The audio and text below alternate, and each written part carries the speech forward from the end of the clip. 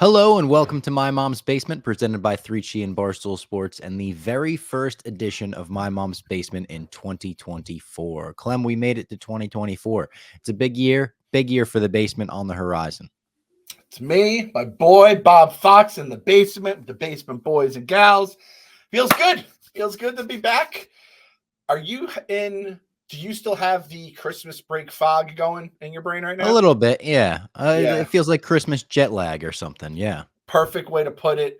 I saw someone tweet it out today. They said like everyone's still like remembering how to do their jobs right now, Yeah. and the day of the week gone, completely gone. Because what is it? Christmas and New Year's were a Monday, and then my kids were off. My kids were and my wife were off on Tuesday. So today was their first day back, but our first day back was Tuesday. And I know you're not like a diehard NFL guy, but Goodell is like psychosis on us. I think that's the word. He's fucking with our brains because they had games on Thursday, Saturday, Sunday, Monday. Then they didn't have a Monday game this week. So my brain does not have any idea. And like again, after 2020, days of the week cease to exist. We're back to fucking. It might as well be March like 15th, 2020 right now. I am so lost. I don't know where I am, but break was good for me. Was break good for you? How was break? Break was break. We're gonna just say that break was break. As the kids get older, there's just more stuff. Basically, I am now in obviously the parent role, which I don't know if you did this. I remember when we would have Christmas, obviously you'd have your holidays, you go see family, friends, yada, yada, yada. We'd always see a movie during break, maybe do like a little field trip, something like that. So we saw Wonka in the movie theaters. We saw Migration in the movie theaters. We went to the Liberty Science Center. Kids went ice skating twice. You're just running the clock out on Christmas break. And in my mind, as I'm like working, I'm like, man, I can't wait till Christmas break when I'm off. And then when I'm on Christmas break, I'm like, man, I can't wait to get back to work. So I just have the house to myself and can actually get stuff done and not be constantly at the beck and call of two little monsters. But all in all, everything was great. Great Christmas and everything else. How about you? Everything was good though? Yeah, it was good. I went to Cleveland and Columbus. I actually saw the Christmas Story house in real life. That was kind of cool, like Christmassy thing. It's in Cleveland. The movie takes place in Indiana, but the house itself is in Cleveland, right in the middle of a normal neighborhood. Like they have a gift shop across the street now, and the house is also for sale. I think it's like if you have like a couple $1 million, we could buy the house.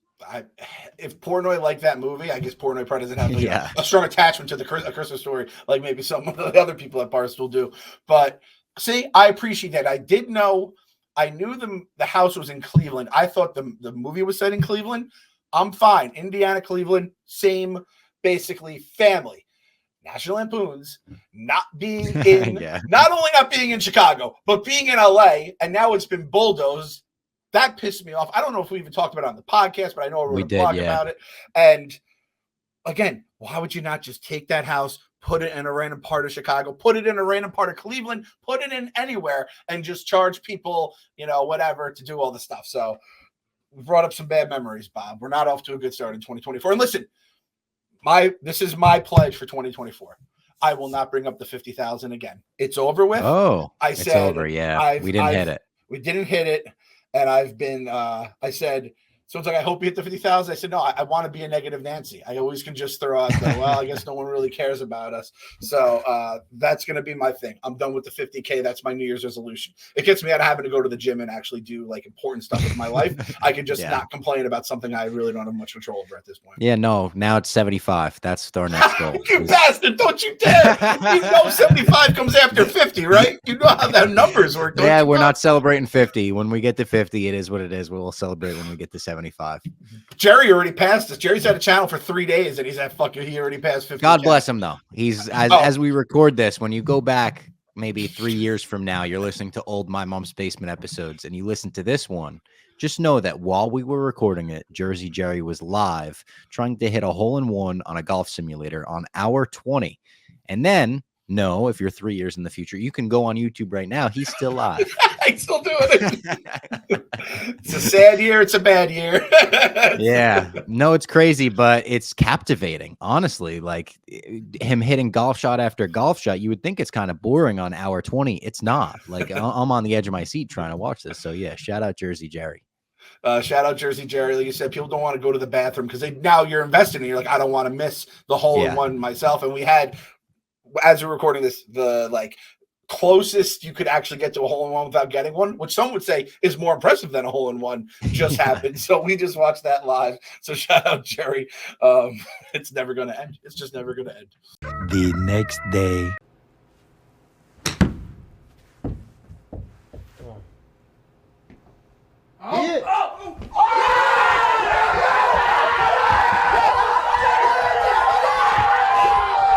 You said you saw 2 movies in the theater during break, Migration and Wonka. Which one was better? So my personal opinion, Wonka was better.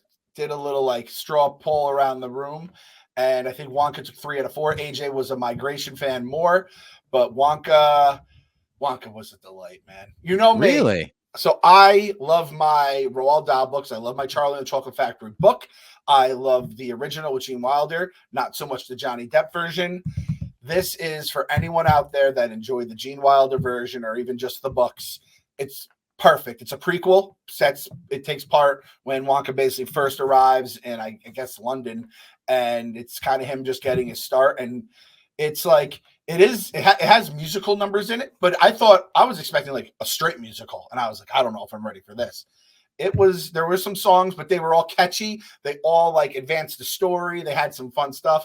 And there's a lot of nods to the original. Our boy Heavy Spoilers did a full blown like 15-minute, or I don't know if it was him or someone else, but they did a 15-minute like stuff. I don't want to ruin it, but there's stuff that ties into the original Gene Wilder and stuff like that. Hugh Grant was the Oompa Loompa, which was truly delightful. I did not see that coming. Wow. And if you like the original or you just want to get the kids out of the house because it's fucking cold outside, I sincerely recommend it. Both kids liked it. Wife loved it. It was another hit with the family.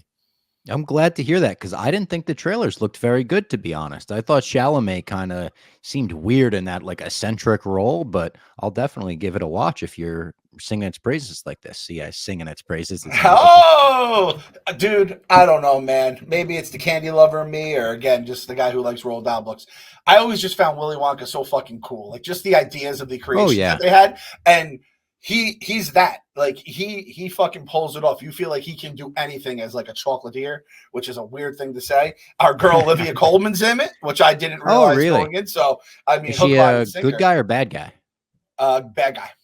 Seems like she gets cast as bad in a lot of things. And like the Roald Dahl, you know, he has a type in terms of his bad people. There must have been like these like big like heavier people, like big bankers, corporations, older people, and they have like the thick British accents and they say stuff. It's always those kind of people, and she crushed it. Obviously, everyone crushed it, man. The people who play Slugsworth and the other candy guys, it was an absolute delight. And I don't think I'd see it in the theater again, but I definitely will watch it as soon like once it comes out on streaming or whatever. It was a big win. I'm surprised you're kind of like I don't know if I watched the trailer, but I thought it would be something Bob Fox would have on the to-do list. So I'm surprised you weren't. Yeah, I was interested, but not like I gotta see this. Especially right now, there are a couple of movies in theaters that I wanted to see. I saw 2 movies in theaters over break as well. I saw The Iron Claw.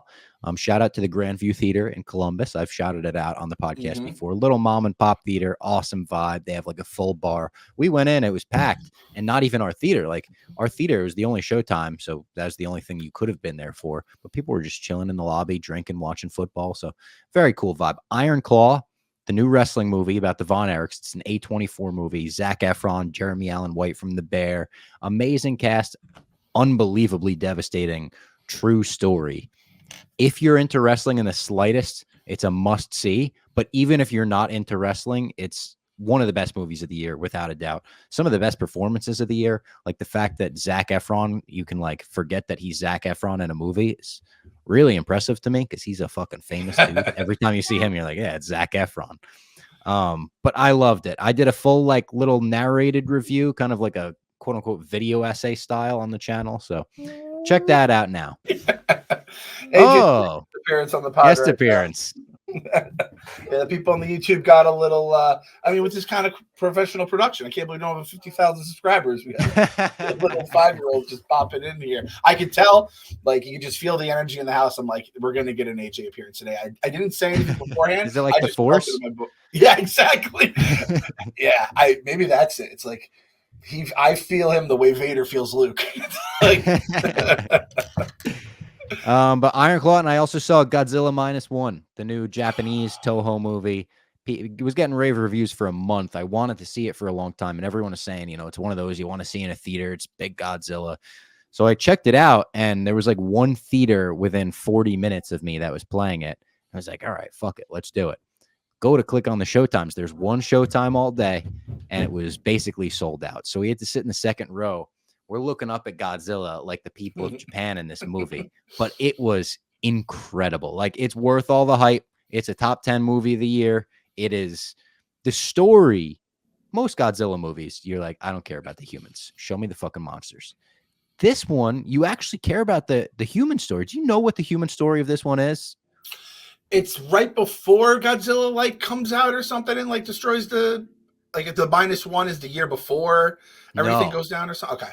Maybe so the -1, Hubs told me. Hubs, the Barstool Godzilla expert. Barstool's Godzilla expert, my favorite fucking title in the company. He told me that it takes place right after World War II. Yep. So he told me Japan has been zeroed basically by World War II. And this is Godzilla taking it to -1 after that. So he's taking it below the worst it could get. So it takes place right after World War II. And this isn't like, I don't think this is spoilers. This is just kind of like what the movie's about. It's right after the bombs drop. The World War is basically over at this point. A kamikaze pilot fucking veers off and he's like, I can't do it. He gets the shakes. He gets nervous and he lands on an island because the war's over. They lost. So he's like, what am I doing going to fucking kamikaze mission? Lands on an island where Godzilla appears for the first time. And it takes you throughout, I want to say like 8 years or something. The movie takes place over where it's not like Godzilla comes and attacks and he's there. It's like Godzilla was spotted here. He was spotted in the ocean there. He's spotted here. And because Godzilla came into this character's life right as the war was ending, it's like the war never fucking ended for him. So he's got PTSD over Godzilla and he's worried about Godzilla coming back. And he's kind of fucking right because Godzilla's always coming back, It is incredible. It's hard to find in theaters now. If you can find a theater, I would recommend seeing it there. If you can't, though, the second this hits video on demand, it's worth watching. The Godzilla scenes are so awesome. It's like inspired by like Jaws, Dunkirk, and The Dark Knight Rises. I was thinking Jaws, where he kind of he's not on screen. You're waiting for him, right? Kevin Smith said doing that with Vader in the future would be something that would be cool. I gotta do it. So I wanted to see Iron Claw, and I asked Lard. I said, hey, he was a big wrestling fan. I said, hey, I knew you were gone. You were going to see it in Ohio. So I said, hey, Lard, you want to maybe go see it? And he's like, yeah. And then obviously, what do we have? 5 kids between us and all the different things that come during the holidays. So I haven't seen it yet. I'm dying to see it. And then, so hopefully this weekend.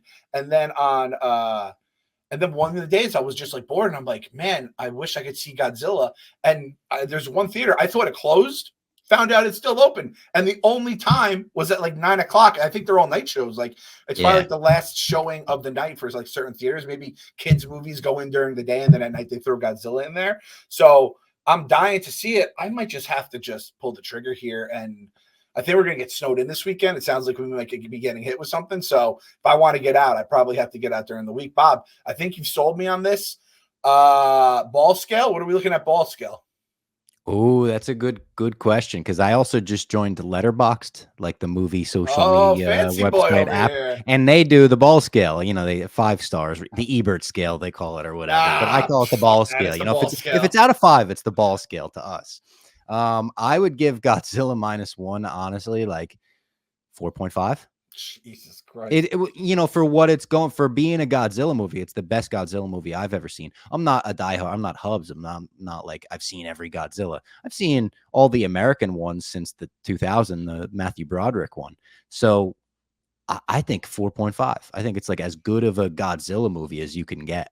And I think we said it on the previous show is how Hubs was like, oh, this is like up there with any Godzilla movie ever in terms of quality. And I was like, if you're saying that, dude, I know that shit's fucking good. And was it not made with like a ton of money and it was kind of just like a small studio project? Is that right? Yeah, that I can't wrap my brain around this, but apparently the budget was $15 million. But Ken Jack was saying like the wages and the labor laws there are so different that they basically like work people to the bone and pay them nothing, and that's how they can afford to make a $15 million Godzilla movie. It looks like a total blockbuster. Like, but Godzilla is fucking thick in this movie too. Oh yeah, C's thick, bro. These thighs on Godzilla are unbelievable. They don't really jiggle; they're kind of stiff.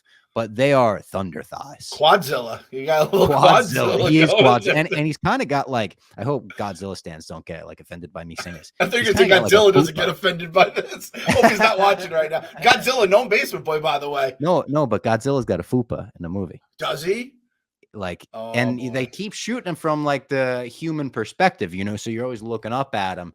And I was just looking up and I was like, oh my God. Like, I don't think we should be seeing that. They should be pixelating that out. Chris Christie style. Yeah, for real. Yeah, he kind of is built like Chris Christie, Carl Weezer. Like, It's where also like he's round in if he had pants on, he would be round in the pants. Exactly. Yeah. If you think about it, we did see the prequel to Godzilla over the summer, Oppenheimer, right? So it all starts with Oppenheimer. Like, imagine that in Oppenheimer, they like added in. It's like we could blow up the atmosphere and blow up the world, or we could create a giant lizard in Japan if that's where we drop the bombs.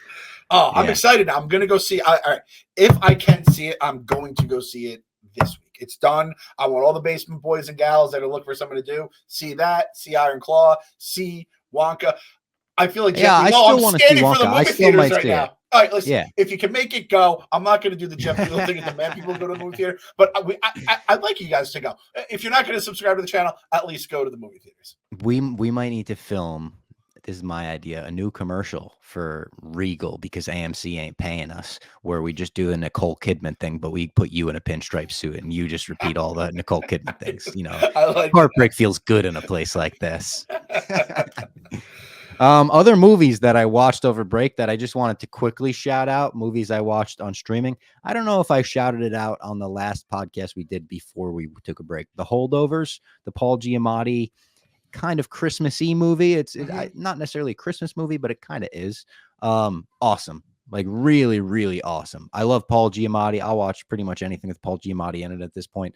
I don't know how they did his lazy eye in this movie, and they refuse to say. The director won't say. Paul Giamatti won't say. It's a big secret. He's a sick fuck. I guarantee he gave himself a lazy eye. I guarantee he got like the rigged anti-rig surgery where he made it lazy. Like I guarantee he's like one of those crazy actors, like the crazy method actors. I feel like he'll just do whatever for the role. He also said he wants to play a Bond villain, which I heard that and I was like, fuck yeah, cast Paul Giamatti as a Bond villain. That sounds amazing. The first time I met him, he was pig vomit in Howard Stern Private Howard Parts, Stern, He was like one of the greatest villains. WNBC. I watched a couple classics for the first time that I had never seen. The Fugitive, starring Harrison Ford. Oh, wow. And as a self-proclaimed Harrison Ford super fan, it's tough, but there's a couple classics that I still haven't seen. He's got so many. This was at the top of my list, so I made it the first movie I watched in 2024. Have you seen The Fugitive? Yeah, I saw it in the fucking theaters, Bob. You're talking to an old person. And it was dude, this movie rules. It rules, man. I think it was a TV show back in the day, or was it a movie? Oh, was it? I don't know. It was a movie for... This was a movie, obviously. Yeah. But I think back in the day, it might have been a TV show. Awesome movie. I'm still Tommy Lee Jones, fucking Ralph Cifaretto is his like, you know, co-assistant if you're looking for him. Oh my God, so good. Just the epitome of a 90s action movie. Like everything you would want in that like cat and mouse chase game. Two great actors in the lead role, obviously, and a cool mystery unfolds. If you haven't seen The Fugitive, it's only 30 years old. Go check it out. It is a TV series, 63 to 67. They did one in 2000 and 2001 as well. So I'm happy. I think that was a big deal. Richard Kimball's just a good fucking character name, right? Yeah. And memorable. Yes, remember, I have a lot of lines that are just coming back to me as you say this. The fact it's 30 years old really makes me want to kill myself right now because I remember vividly seeing it. Can't say that on YouTube. Yeah, I can't say that on YouTube. You know what? Let's put the show. We're going to put the show on Barstool TV now. Now you guys are going to have to pay per view to watch my mom. Another classic that I probably should have seen at some point, a Ron Howard movie, The Da Vinci Code. I never watched The Da Vinci Code with Tom Hanks. Pretty fucking good. It reminded me a lot of Indiana Jones, so I loved that. Indiana Jones National Treasure. It had that total vibe. Book was better. See, I one of the rare movies that I read the book first, watched it, liked the movie, loved the book. And again, that doesn't happen often. Moneyball was another one where I think the book is 1,000 times better, but that's a good one. Bob, you're crossing some big ones off the list. I still can't believe you didn't. I'm trying, yeah. I am shocked, Mr. Harrison. So, like, back it up a minute. What other Harrison Ford movies have you not seen that are like the big ones? This is bad, but I haven't seen either of his Jack Ryan movies. Okay. I haven't seen those either, but I'm not Harrison Ford diehard. Have you seen? I haven't seen Mosquito Coast. I know people love that one. Air Force One? Yeah, have seen Air Force One. But that was like a pandemic watch. That was kind of a late one for me as well. That was late too. I mean, but I loved Air Force One. I thought that was awesome. Yeah, get off my plane. All time great line. Yeah. And I also watched The Creator, a newer movie. It came out this year, or last year, 2023, and it was the Gareth Edwards movie starring John David Washington, Denzel's son. Really good. It wasn't like great. It was on the verge of great. It's going to be on FX soon, I would assume. It's just one of those kinds of movies where you're like, yeah, this is going to be on FX, TNT, TBS. It's like an AI war movie. It's very Star Wars-esque in visuals, not as Star Wars-esque in storytelling. Mandalorian-esque in that it's the 1,000th story of the last 10 years to feature a hardened guy taking an interesting child through a post-apocalyptic world. It's like, okay, that's the only thing that held it back is like, I've seen this plot 10,000 times. Yeah. So I was like, first of all, I have to watch a lot of Denzel stuff. I feel like his most recent stuff, the last, 10 years or so, but his son, I'm like, I know his son was something. He was in Ballers, which I'm like, all right. I thought I missed like a good movie. I forgot he was in Ballers. He's Ricky or whatever, who plays for the Dolphins there. So was that was the Bob Fox recap of the break in terms of it was all my watches. Yeah, that was everything I watched. And I watched a lot of Sopranos. I'm at the tail end now. We're gonna have to get The Wire in soon. Because I just got ordered my Funko Pops. They're coming, so we're gonna have to get all the Wire stuff in. I started Ozark last night. Ozark? Oh yeah, Ozark, one or the other. I think it's just Ozark. Have you dabbled? This is maybe going to be controversial. I watched the first episode and I was like, it's Breaking Bad, and I didn't continue. So it's funny you say that. I watched the first episode and I said, that felt like the first episode of Breaking Bad. So that's why the basic boys are on the same page. Except I said that is in a good way. I was like, fuck. I probably could have, because if it's like, I like Greta Van Fleet. If I like Greta Van Fleet because they're Led Zeppelin, if this is the Greta Van Fleet to Breaking Bad's Led Zeppelin, I would probably love it. Yeah, exactly. Bob, hop on in, man. I love Jason Bateman too. I'm not like anti-Jason Bateman, but I probably was watching it in the wrong mood. But I watched the whole first episode, remember everything about it, and I remember just being like, Breaking Bad, saw it. Were you cranky at the time? I think I was cranky. You might have been cranky. I think I was cranky. I got to watch it in a better mood. You're gonna have to watch it in a better mood because I'm hooked, and I'm gonna need someone to talk to about it. And if I did, you finish Narcos? I didn't. I'm on season 3, and oh, wow. Spoiler alert: the guy, very important guy, is no longer with us in the show. I was like, all right, we're good with this, and I'll catch up on it later. But I needed to get the infamous spoiler alert that everyone got mad at Big Cat for saying about a certain drug kingpin who had died, like he did in real life. So I don't want to ruin it for people out there. Have you seen the Epstein meme that's going around with the guy in Conan being like, Jeff Epstein, the financier? The financier? kind of that, Exactly. And how about this? Speaking of you reading some books, Da Vinci Code, Moneyball. I'm not much of a reader. I'm a watcher, but I got a book for Christmas. I finally got the MCU Reign of Marvel Studios book that you were talking about, the audiobook. We talked about a couple stories from it. I've been reading the actual book. It is awesome. I recommend it to anyone that enjoys superhero movies or even movies in the slightest. Like, some of the facts that it lays out put into perspective how big these movies, in particular the MCU, were. It's the biggest franchise of all time, the MCU. I think its gross is like 31 billion as of the book's publication. The second biggest franchise is Star Wars, and their gross is like 12 billion. It's not even in the same realm, number 1 and 2. And some of the things that one of the things I tweeted, a fun fact from the book, from like the first 10, 15 pages, when they're talking about Lou Ferrigno's Hulk from 1977, they changed Bruce Banner's name to David Banner. And there was never any explanation. At least if I never heard any explanation. I was always confused about it, though, because I had DVDs of the Lou Ferrigno Hulk growing up that I loved. His name's David Banner. Yeah, his name's David Banner. And I'm like, why would his name change from Bruce to David? Turns out in 1977, TV executives said the name Bruce would just make him sound gay. They were like, that's too gay for television. You got to change it to David. Mind-boggling, considering Batman has existed in pop culture. Like Adam West was Bruce Wayne on television. Maybe they were like, Batman's gay. Look at Robin. I mean, like, he was dancing a little, like the dancing that was going on in that show. But just little facts like that. It has stories about, I think the book opens with just the original 6 Avengers going to dinner with Kevin Feige on the night of the Avengers premiere, and like stories from like an eavesdropping waiter about them talking about the future and where the MCU is going to go, and stuff that is just like complete MCU superhero nerd stuff that is very easy to dive into, and then you get caught in the rabbit hole of flipping page after page. The Basement Book Club. We got a Basement Book Club. I have the audiobook. I'm going through it. I've been listening to the audiobook as I'm watching the Icons on Earth series where it tells you all stuff. So I'm like getting some of the same information. Like wires crossed. Yeah. But then I'm also getting like more in depth in the book. Then I'm like, they didn't even touch on this in the show. Probably because they have, a certain amount of time where a book can just keep going.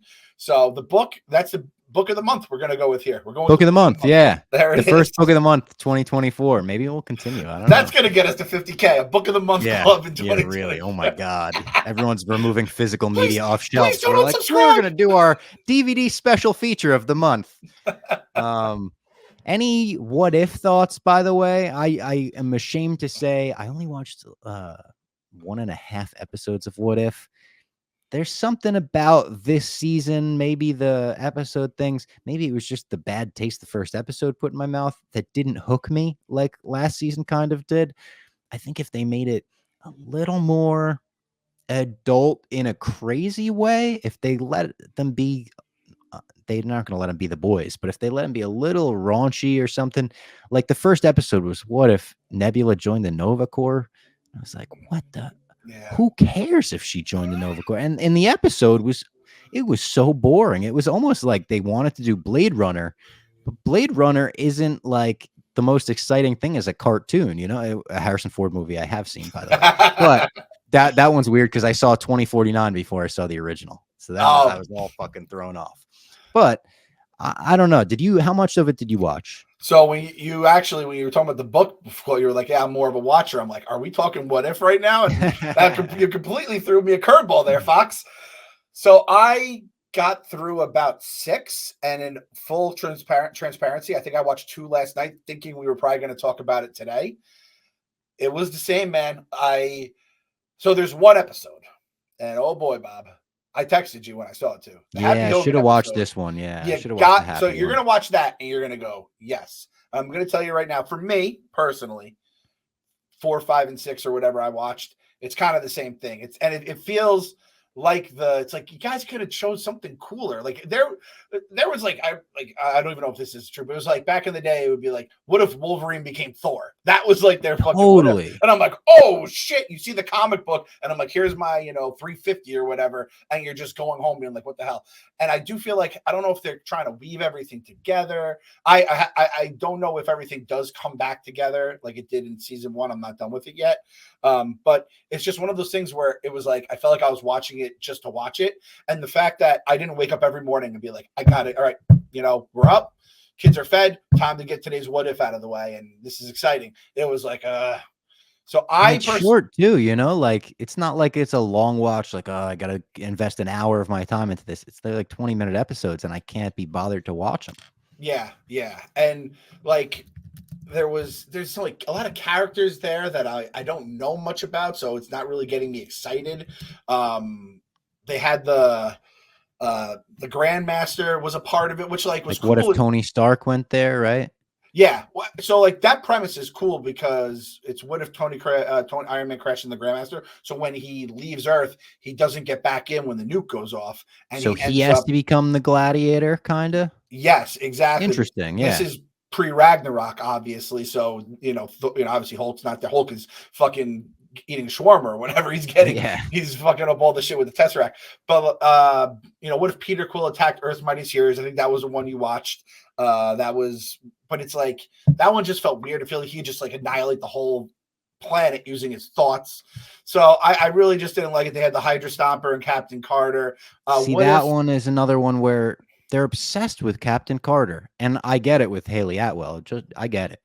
She looks great in the suit. The suit is amazing. It's an awesome design. I love the shield and everything, but they don't make her interesting. That's the most fucked up thing is they love the character, but when they write her as Steve Rogers, but if he was a girl. Yeah. And it's like the first episode of What If, they just redid the story from Captain America 1. It's like, what if this was actually Captain Carter? Oh, really nothing would change other than Bucky Barnes is Steve because he gets dropped on the train and she's just Captain Carter. They need to make her interesting if they're going to use her like they do.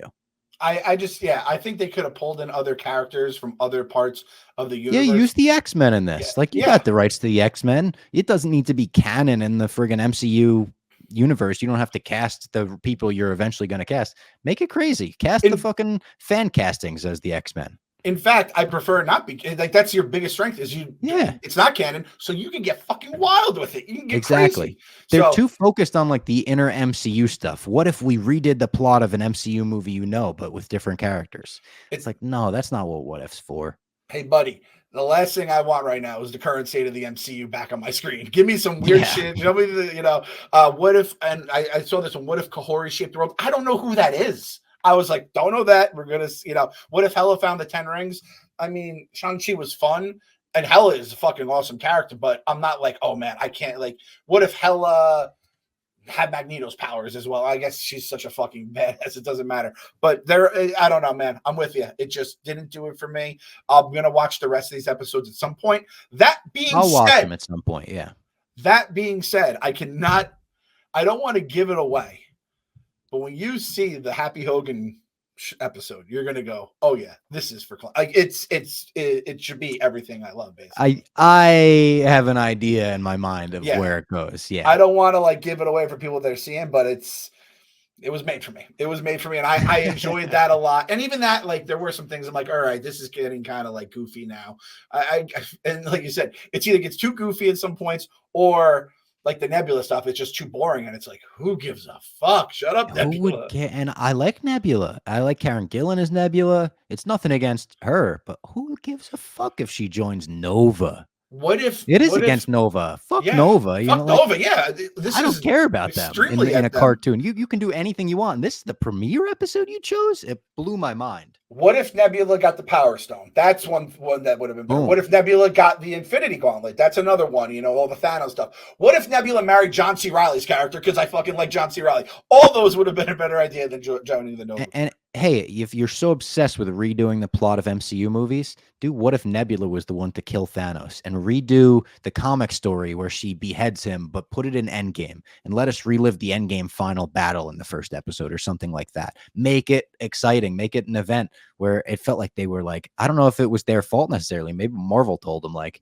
hey, play inside this very small sandbox and you got to play with these toys and you got to do this. I don't know. But yeah, what if it just didn't hook me like it seemed like it was a must-watch thing for me. I'll get to it at some point, but yeah, I'm not rushing to the full season. And I am fully prepared for people to be like, I can't believe you guys did not love that. It was a 5 out of 5 balls for me. I am fully prepared for those comments and replies as well. You know what, though? I didn't get any tweets about it. Yeah. Like you guys I got maybe one. Actually, I did get maybe 1 or 2 over the entire break. Maybe like, hey, what'd you think of What If? And I didn't answer because I was like, I didn't watch it. Let's do an ad. And then on the other side of it, we'll talk about some news, some stuff coming up on the horizon. First, let's tell everyone about HelloFresh. Whether your New Year's resolution is to save money, eat better, or stress less, HelloFresh is here to help you save the day on all 3. Say hello to your most delicious year yet with fresh ingredients and chef-crafted recipes at a price you'll like, delivered right to your door. Every HelloFresh box is packed with farm-fresh ingredients, and everything arrives pre-portioned right to your doorstep for less hassle and less wasted food. Don't let recipe boredom strike, because HelloFresh has more options than ever before. Dig into their biggest menu yet, with over 45 dinner options to choose from weekly, and even more market add-on items that suit any lifestyle. I've said it before, I'll say it again. Whenever I see HelloFresh boxes in the lobby of my building, I have a little bit of pride in that. I'm like, I bet they fucking used our promo code, even though the odds are maybe that they didn't. I just convinced myself in my head, like, oh, nice, a My Mom's Basement fan in the building. Make saving time your breeziest resolution with quick, convenient recipes delivered right to you. They have 15-minute recipes designed to help minimize mealtime stress. It's amazing food. We love the food. We've talked about it before. They have this like awesome cheesy chicken meal. You get carrots on the side. That's actually one of HelloFresh's strengths, is they give you good sides with everything as well. Good veggies, good fresh stuff. Bob, I'm looking at the sweet chili beef and green bean bowl with jasmine rice, crispy onions, and cilantro. My mouth is watering right now looking at that. Yeah, that it's sounds so good. real good. And I made that dish. This big dumb idiot you're looking at on YouTube, unsubscribed on the channel, made that. I should not. I'm not Chef Donnie. I don't have the skills to do that. But HelloFresh, they walk you through it. And again, we have our resolutions: eat healthier, eat better, yada yada yada. HelloFresh gets you there. Hey, I'm 25% Italian. I'll tell you what, some of the best meatballs I ever had were a HelloFresh meal. Amazing meatball meals. Every single time Robbie brings up the Italian side of him, he starts talking with his hands. It's not even on purpose. It just is instinctual. And I appreciate it happens as a half Italian myself. It happens. Go to HelloFresh.com/FoxFree, FOXFREE, and use code FOXFree for free breakfast for life. One breakfast item per box while subscription is active for life. For life. That's free breakfast for life at HelloFresh.com/FoxFree with code FoxFree. An amazing deal and an amazing company. Thanks, HelloFresh, for being with us another year in the business. I realized the other day I've cut down on the NWO for Life GIF. The fan doing it was one of my most often used GIFs back in the day, and I don't even know the last time I tweeted. I'm gonna have to do it tonight. I'm gonna have to just find a tweet. One of my proudest moments is I recreated the GIF with the NWO when I met them. You did. And Scott Hall was, God rest his soul, so confused by it. I did the for life because I knew there was a video camera as we were taking a picture. So I was like, this is the opportunity. And he goes, hey, kid, you know that was a picture, right? Scott Hall was confused a lot, I think. I was like, it'll be a video afterwards. Like, thanks, Razor. That was a special guest appearance. I'm remaking the gift. I remember that was added into my report there. That was a good one. That was awesome. Some news we've got, some superhero movie news in general. First of which, Stephen Yeun drops out of the Thunderbolts officially. Stephen Yeun played Glenn in The Walking Dead. Famously, he was in Nope. He's the voice of Invincible and an amazing actor, someone I've been rooting for since The Walking Dead, because Glenn was my guy in The Walking Dead. I stopped watching when he got killed off. Spoilers for The Walking Dead. I was disappointed to see he dropped out of the Thunderbolts because I think he's an awesome actor. I also think he's not the typical person you would expect in the MCU. So I think he could have added something new to it. He was supposed to play Sentry, the X-Men character villain, Punisher villain and everything. Cool character. He didn't look necessarily like Sentry. I don't think Sentry's ever been like an Asian guy in the comics, but it could have been a cool new spin on the character. He actually in the comics is like a big buff dude like that looks like Henry Cavill. So fan castings are now saying we want Henry Cavill in the MCU. Oh no, they're doing that now. I'm kinda in on it just because Kevin Feige bringing him out at Comic-Con would be like Hulk Hogan coming to the like WCW or something. You know, like someone changing promotions, changing platforms. I think it'd be funny to see. So the fact he does the Invincible voice, I know it's not 1-to-1. It makes me feel like he would have crushed the role then because he's so good at Invincible, which, by the way, all caught up on Invincible. Thank you again to everyone for getting me into a show and then just leaving me with blue balls as I have to wait for the other half of the season to come. TBD. Don't even know. Do we know when it's coming back? No. They're like, when we finish it. I actually was leaving the house today and I was like, wait, we're getting, or we were supposed to, are we getting the rest of Spider-Verse this year? I think we were supposed to, but let's be real. I don't think so. Yeah, I think they were like really the animators were probably being worked to probably like the Godzilla -1 people just being worked to the bone. So I think AJ just laughed at the idea that it would even come out this year. I'm telling you, it's Vader and Luke. You think it is either between Vader and Luke? He would kill me if he had the chance. I was gonna say it's Vader and Luke, but is it swapped in who's evil? It's more like Anakin and Watto. Essentially, he would kill me if he could in a heartbeat. Some other news in the MCU, and this isn't news, it's more of a rumor from this guy Daniel RPK, who's like a frequent leaker, scooper. He says Coleman Domingo is reportedly in the mix to replace Jonathan Majors as Kang the Conqueror. If you don't know Coleman Domingo, he's been in a couple things over the years. Lincoln, 42, Selma. He's in The Color Purple right now. He was also in Euphoria as Rue's sponsor Ali. I texted you about this, Clem, because there's this one episode. It's like a special in between two seasons where it focuses on a conversation between Rue and Ali at a diner. They're just sitting across from each other. This guy, Coleman Domingo, and Zendaya. For 60 minutes, they're talking about addiction, recovery, trauma. It is so captivating in a way that the He Who Remains stuff at the end of Loki season 1 was captivating, and that was just a conversation, but you were like hooked and on the edge of your seat the whole time. As soon as I read that, I was like, I never would have thought of that guy as Kang, but instantly I'm in. Like, this is the kind of guy who makes you feel the weight of his words and makes dialogue feel important and heavy. And that's what you need with Kang, a guy who commands the screen like that. Yeah, I feel like his powers per se aren't going to really make I think in all the villains too. With Magneto, when he goes through all his, soliloquies, and Thanos, right? We have all the gifts and whatever from over the years, everything he's said. And Kang, I think, falls into that too. And again, with the actors, neither of these actors I really know anything about between the guy who's going to play Sentry and this guy. But that right there, when you were talking about that conversation, I'm thinking He Who Remains. I would have loved to have known who was in the running back before they cast Jonathan Majors. Was he kind of the guy? I don't know.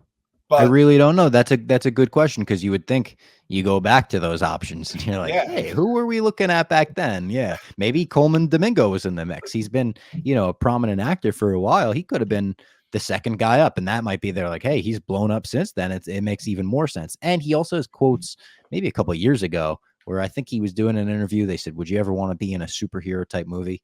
He was like, hell yeah. He's like, I think I'm the right age. I think I'm in shape. He's like, I just want to play a bad guy. Let me be like a horrible dude. And I'm like, dude, Kang, that's the guy.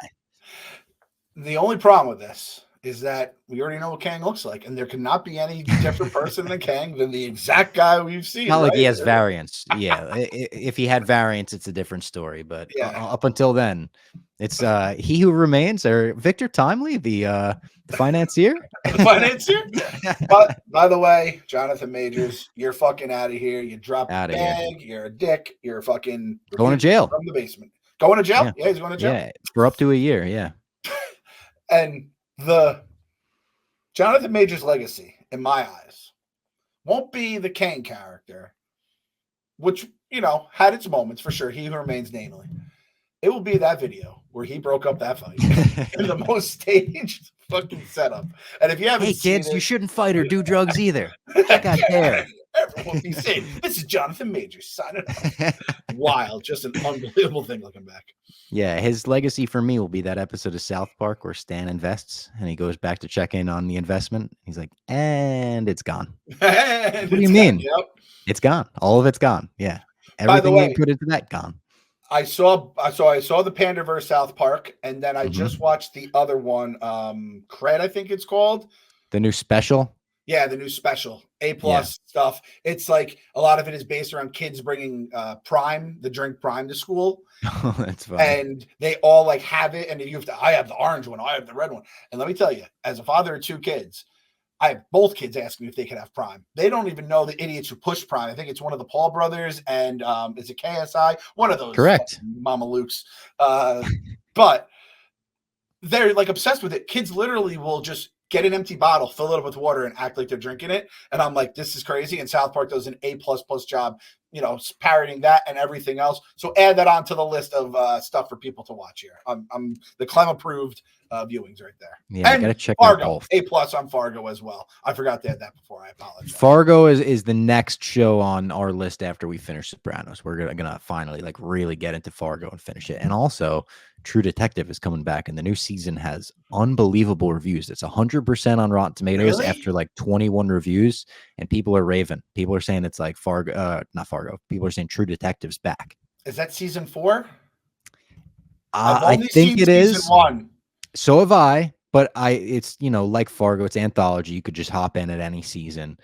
But this one's also called, I think it's called True Detective Night Country, which suggests it's a spin-off, which I think is smart. They're like, hey, we're going to slightly rebrand this one. So if it works, you're going to love it. And if it doesn't work, it was a spin-off. True Detective, not that season everyone, has nothing to do with the season everyone hated. That should be the name of it, the title. Which is now, I've noticed on Twitter, people are coming around on season 2, which I've never seen. I've never even given it a shot. The best. But it's sort of making me be like, maybe I should give it a shot. I've heard season 3 is very good. People say they swung back around with season 3. I think so. I kind of remember that as well. People were like, oh, no, this was pretty good. It just didn't hit the highs of season 1. Now that the prequels are like made their comeback on the internet, it's like everything will come back. I've learned that the kids who grew up with True Detective season 2. It was the first show I ever watched on HBO. I loved it. I thought it was great. First action figure I ever owned was that serial killer. And the final like comic book news story is it doesn't really sound like Margot Robbie wants to play Harley Quinn anymore. I blogged this today. She was recently asked about, Lady Gaga is going to be playing Harley Quinn in the new Joker sequel musical Elseworlds Tale, but do you think you'll be playing Harley Quinn going forward? And her quote was, I always wanted Harley to be a character that would get passed on to other actresses to play the way there's so many iconic male characters. That was always the dream for her, which is a very nice quote alone. But when it's the response to, are you going to play Harley Quinn again? It comes off like, no, other people could do that for now. Surprising and not surprising at the same time. Not surprising because she's Margot Robbie. She's played Harley Quinn in 3 movies, 2 of which were not great. Birds of Prey and the first Suicide Squad. She's gotten a lot out of that character, and she's about to be nominated, maybe win Best Actress at the Oscars for Barbie, $1 billion movie that she produced. It's like she don't need Harley Quinn anymore. Surprising in the fact that like she was great in the Suicide Squad, happy to come back for it, and she's very good friends with James Gunn. So I kind of figured, she might stick around, but I don't think she will after that quote. Yeah, I was gonna quote tweet, be like, well, that makes one of us because I am very happy to see you on the big screen as Harley Quinn. Yeah, she's amazing. Yes, Robbie, amazing in many ways. Many ways. I think I'm in love with her. She terrifies me. She absolutely terrifies me. I watched Wolf of Wall Street after I saw that news just to get some Margot Robbie into my eyeballs. So into your eyeballs, that gets you Margot Robbie into everywhere. That Wolf of Wall Street, yeah. Yeah, to say the least. Hopefully, maybe one day she'll get into the MCU as well. Let's just throw more Margot Robbie. There was rumors about her as Sue Storm, but I think that's Vanessa Kirby. Okay. It's tough though. It's going to be tough whenever we do have the inevitable double dipping between the universes, and it's now there's been some of it, but not in like the biggest roles. If Chris Evans can do Human Torch and Cap, that's I think going to be probably the 2 biggest heroes that I think you can really do that at the same time with, and that was with a decent amount of time. And Fantastic Four, while a hit, is not what Captain America and all the Avengers became. I might have a guy who played 2 superheroes that might beat it. It's even earlier than Fantastic Four. I think Ben Affleck might be able to beat it with Daredevil and Batman. Oh yeah, that's right. That's a big double dip between universes. It's a big double dip. Like Batman Daredevil is the guy, basically. And at that time, especially 2003, I think Daredevil was like one of the biggest Marvel characters and heroes that they had. Obviously, since the MCU, he's probably bumped down a little bit, but even his show was huge, Charlie Cox and everything. And it'll be even bigger next week because that bleeds into our On the Horizon. Echo is out next week. They're putting all 5 episodes out on January 9th. So it'll be a bingeable show. I like that. It's a TVMA show. So make sure your Disney Plus is set to TVMA, or else this won't appear right away. So if you don't see Echo right away on release day, just check your settings. I think you got to put the MA on. And I read this. The first episode features a 6-minute fight scene with Daredevil, where the director said Maya Lopez, Echo, enters that scene as a teenage girl, but she leaves as a cold-blooded killer. And it was important for me that the audience is able to see that transformation happen in real time. So 6 minutes of fighting with Daredevil in the first episode, TVMA, tons of Kingpin. I think I'm in on Echo just based on that. Now, hopefully it's not a secret invasion type thing, but I also think all 5 episodes coming out at once is going to help us temper expectations. We're not going to be building this up in our mind, creating theories, just going to watch it as is. And listen, Marvel, I know you've already cut them and shipped them out and ready. Like, it doesn't have to be an hour. It could be, if you're not going to go 20, 30 minutes, you can go like 44 and 38. Those are fine. Cut the fat off. Give me just the meat. That's all we're asking. Which I think they did. I think it was supposed to be 6 episodes, and they were like, we're cutting it to 5 because we can cut the meat. Beautiful. And I'm going to say this because I know Uncle Robbie isn't, don't know if he's going to say it. TVMA, don't let the kids watch it. Robbie's like, they're fine. Just a little human trafficking, a couple murders. She left the scene as a cold-blooded murder. The death is part of life, though. I'm just going to say, leave the kids behind on this one. Uncle Clem. This is a bad reputation that I have, and it's incorrect. It's a false narrative because my brother texted me over the last weekend, and he said, hey, I'm showing my son The Matrix for the first time. And I was like, what the fuck? I was like, that's way too adult for him. He's 9 years old. What are you doing showing him The Matrix? And then I remembered I was Neo from The Matrix for Halloween when I was 6. And I was watching the movies when I was 5. And I was like, you know what? I'm an idiot for even thinking that because I watched them when I was 5 and look how I turned out. Totally sane and normal, right? Guy was reading Barstool in like homeroom in 6th grade. The fact you've turned out to be such a normal, level-headed person is one of the greatest like mysteries of life, and I'm happy it happened. It's just I still cannot believe it. It's incredible. Maybe it's a mystery because like I'm not a normal, level-headed person. Maybe I'm like Dr. Jekyll and Mr. Hyde. I go out at night and I fight crime as a person dressed as a bat. Have you ever seen me and Batman in the same room? No. That's a great point. He raises some good points. Also, a fun announcement. If you've made it to the end of the podcast, you deserve this announcement. We've been in contact with Jose Youngs, and he will be back on the podcast next week. We're going to get Jose on to talk to us a little bit about Echo as a character in the comics, which we touched on when we talked to him about Hawkeye and those comics. But he'll go a little more in depth about Echo, maybe give his thoughts on the show. I don't know if he's going to watch it or not, but he's also going to give his top 3 comics of 2023 to check out, and the top 3 comics of 2024 that we should all be excited for. Hopefully get a little more actual comic culture in the basement this year instead of just comic book movies, because 2024 is a comic book movie year. Doesn't look, like it's going to be a home run, let's say. Deadpool 3, we're really holding out hope for. Like Deadpool 3 is our saving grace, but then you've got like the Madam Webs and the Kraven the Hunters, and it's like, oh, this is getting scary. It's Greg Jennings right now. Deadpool's putting the team on his back like Greg Jennings. Which Deadpool is such a meta thing. He might like have a scene where he's in that CGI Greg Jennings, like running down the field. And my plan is I'm trying to figure out the best way to like. I think we just described to Jose everything we saw in Secret Invasion and just see if we kill him live on the podcast. We got to show him the Drax picture, right? Yes. And be like, and tell him what happened where they made this superhuman, the most powerful being in MCU history, and then she's just flying around somewhere. He gave her a shot of all the powers ever. Ugh. They put it in a serum, all the powers ever. Oh, that's not even. Yeah, we're like starting the year off on a bad note. Bringing that brighter news. Rumors The Boys coming back June 13th.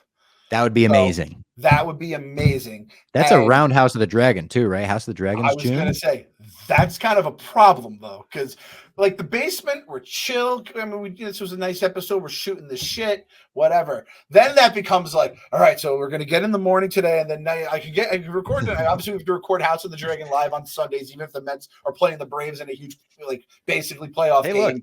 Yeah, there you go. We got the shirt on. That was one of the best designs we've ever come up with. Such a good design. Oh, fire. No. I don't even think we got sued for this one. I think this one got around it, which is nice. Always nice to say. Oh, and also, speaking of getting sued, not getting sued, Steamboat Willie Mickey is now in public domain. if you go vulgar Mickey, we can like animate it as Steam. We might do our own short, like Yes. vulgar Steamboat Mickey. People are gonna be like, "Have you heard of My Mom's Basement, buddy? The channel with 50 million subscribers, where it's just nothing but Steamboat Willie saying inappropriate stuff." I have to figure out like the line of what I can say on YouTube to go viral, but not say and get our channel destroyed. So I'm gonna have like to figure that vulgar out. Mickey, but not a ripoff of South Park vulgar Mickey. It needs to be different, its own thing. We're gonna go to the writers' room. We'll get a whiteboard out and we'll map this out. We're gonna play it out. The vulgar Mickey cinematic universe coming soon to My Mom's Basement. I almost sent a thing to the merch girls and said, "Hey, can we just make a Steamboat Willie shirt? Like, it's not every day you can just sell Mickey Mouse shirts. I don't know if that I worked. tweeted it. I literally tweeted it. I said, I want to do My Mom's Basement Steamboat Mickey shirts, and PMT beat me to the punch. They made them. Of course. I was like, damn. I remember when the Washington R words, the thing was up on their copyright of the logo, and we just made a shirt. That was great. I was like, only bars will be. You know, some of those like gag shirts are my favorite shirts that the company ever made. My favorite shirt the company ever made is the shirt that I put on sale the day J.J. Abrams was announced as the director of Rise of Skywalker. They were like, JJ's coming back to do episode 9. I put a shirt on sale immediately that looked like Return of the Jedi, but it said Return of the JJ. Sold one shirt. That was my favorite one. It was my get him to the Greek moment. Proud of every unit. I mean, to sell 0, I mean, that can be done. To sell 2, all right. 1, that is the match. Still don't know who that person is. So if I ever see that person out in public, it's going to be like, I'm going to give him the biggest hug. I'll give him $100 out of my wallet. Yeah. If you're that person, shout out you. You have the shirt and you see Robbie, $100 right in your hand. You heard it. Like, yeah, but you got to see me in person. You can't tweet me and be like, send me 100 in the envelope. No, you guys see me in person. I'll give you 100. I'll carry around $100 till the day I die, just in case I see you. What is all that? Right. You have 100 in what? No, hon, that's for in case I ever see the guy with the Return of the JJ shirt. Yeah. The Brew Crew was always my favorite. Like the most preposterous shirt, the Brew Crew with Chris Broussard. That was an old big the little letters all over. Like, yeah. That was My Mom's Basement for this week. The first My Mom's Basement of 2024. We'll be back next week to talk Echo. We'll talk with Jose Youngs and everything. Also, go check out that Iron Claw review I did. It's 6 minutes long. It's not really spoilery. Like I talk about the real life story a little bit, but I warn you for spoilers. So if you're worried about that sort of thing, maybe just go watch the first 3 minutes of it. Give me the thumbs up. I'd appreciate that. And yeah, we're trying to get to 75,000 subscribers. So do that if you care about it. Damn it, Robbie. Now I'm going to be mean again. I'm going to be such a big baby on the podcast. All right, we're going to go 75K. We're doing it. Let's rock.